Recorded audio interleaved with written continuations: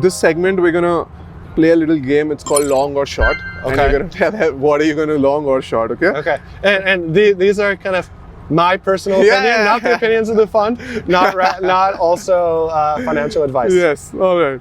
Polygon. Short. Near. Short. ZK Sync. Short. OP. Short. AVAX. And also, hold on. One thing is, I wouldn't actually short any of these. Yeah. No, you can't say all this. No, I wouldn't be a buyer. There's a difference. I don't short anything in crypto because things have a lot of opportunity to outperform. All right. So all right, let's do this. Let's not call it long or short. Let's call it bullish or bearish. Okay. Yeah, sentiment. Yeah, okay. Bullish, bearish, or neutral? Okay. No neutral. No neutral. All right. AVAX. Buyer. Unichain. Not a buyer. GOAT. Not a buyer. BTC.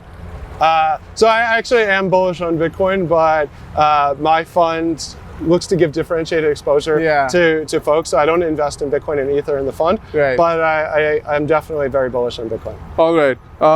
Don't be diplomatic for these questions, okay? Okay. One project you're most bullish on. You can't say AVAX or Helium. Can't say AVAX or Helium. Well, very bullish on both of those. I don't know if this is a cop-out, but Solana is an easy answer. I'm incredibly bullish on Solana. Project that you're bearish on? More of a broad category. I'm bearish on some of the over-speculation in meme coins right now, and I think it's going to follow the same path as NFTs, where it's hype and then things pull back, and we have this every single cycle. So wouldn't short any meme coins for the exact reason that I gave before. But I think a lot of things will get bid up to very high levels and will go down a lot. An investment you missed out on and now regret?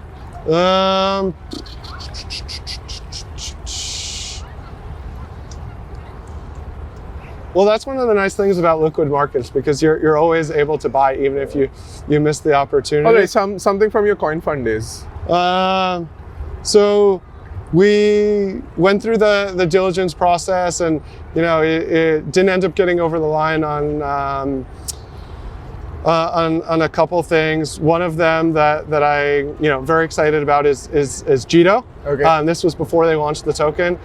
Very excited about it and very bullish in liquid markets. But that's one that I wish we invested in. Okay. An investment that exceeded your expectation?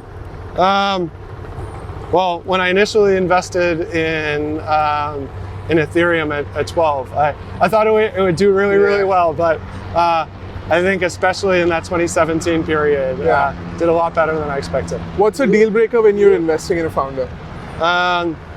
Someone who's very short-term oriented and isn't looking to build something over a long time horizon, is looking to kind of build something and on to the next thing. Right. Because those are the sorts of people that I think are most likely to give up when the going gets tough. Got it.